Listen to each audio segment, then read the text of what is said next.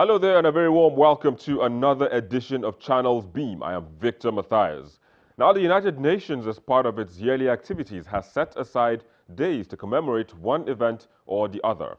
Last week, October 11th precisely, was set aside as a day to celebrate the girl child. On that day, people and organizations have the opportunity to raise public awareness of the different types of discrimination and abuse that many girls around the world suffer from. Now, that will be our focus today on the program. But first, the trends.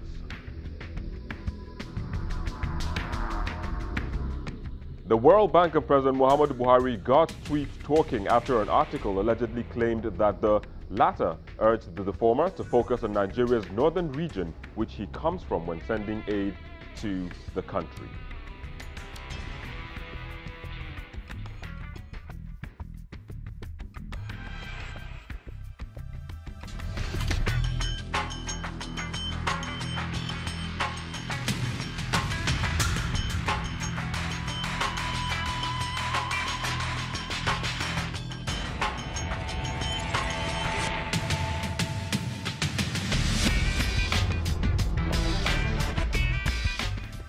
International hip-hop star David Adeleke, popularly known as Davido, made the trends after the circumstances surrounding the death of one of his friends became the subject of investigation by the Nigeria police.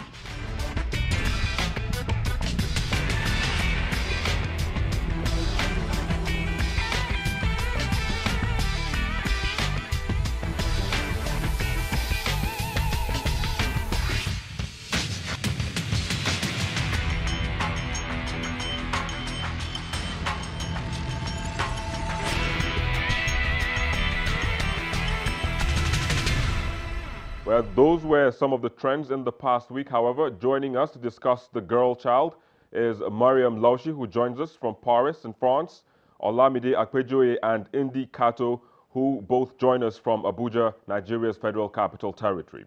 Now, let's begin with the significance of the day set aside to celebrate the girl child worldwide. I've never been more excited about this opportunity, and the fact that every year it gets better, and the fact that the world is more aware about the fact that the girl child needs more opportunity. The girl child is out of school. The girl child has not been fortunate. Life has not been, accommodating to the girl child, especially in Africa. It's very important because even the older generation are now aware of the fact that the girl child has been sidelined. And that day, on that day, I was just excited. I was like, okay, this is it. We have been waiting for this moment. Every time we talk about the girl child, especially in the North, people, neglect it. But even this year, the impact was better than every other year. I couldn't have been more excited.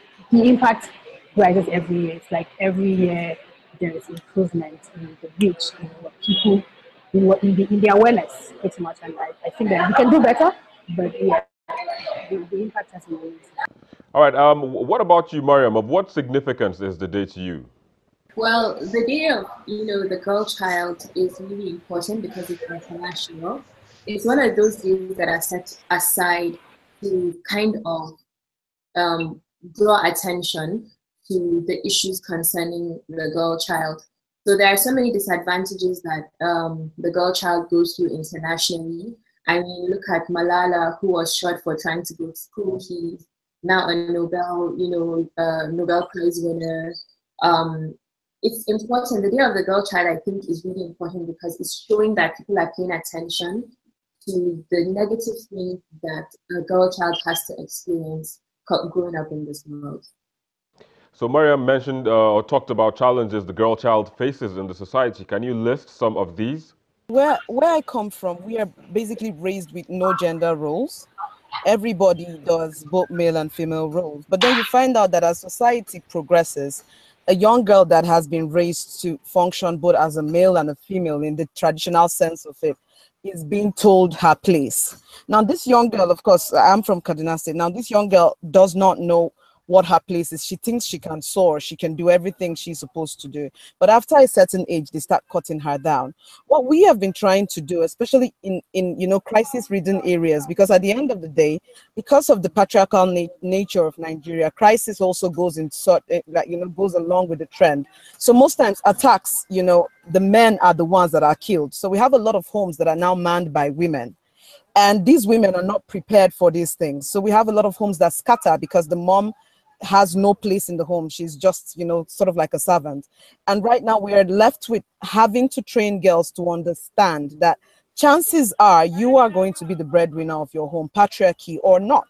So you have to learn something. You have to have a handwork. You have to go to school. There's so many things we're dealing with. We also have the issue of, very rampant teenage pregnancy where I come from, and we have a lot of it's quite common to the point that you have it's expected, and immediately that happens, okay, no more school, you're married, go stay with your husband. And again, we have the repeated cycle during the crisis periods where the husbands die, and then this girl who has been married since she was 13 years old knows nothing other than being under a man. So we've set up things and we're trying, but of course what we are facing right now is a lot of backlash. Are you bringing girls to compete with us? Do you think a woman is equal to the man and all that? But yes, this is the trend. This is the path we are on, hoping that in the next 10 years there will be at least some form of change. I was going to talk about molestation, rape. It's very rampant in Nigeria. I know that we will not say it enough, but 1 in every 3 girls, and I'm saying this matter of factly, 1 in every 3 average girl in Nigeria has been sexually molested, either by a family member or in school. That's one we as a continent have refused to address. We keep talking about early child marriage and all that, but even before the child marriage, the girl child has already been molested by her uncle, by somebody.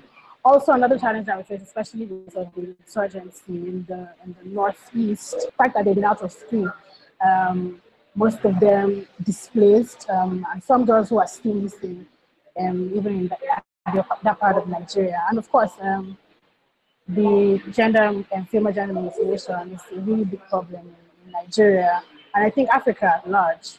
So these problems are issues that we need to address, especially, like I said, the issue of rape. I don't know if there's some sort of sensitization to parents, to teachers, to schools. We need to do more.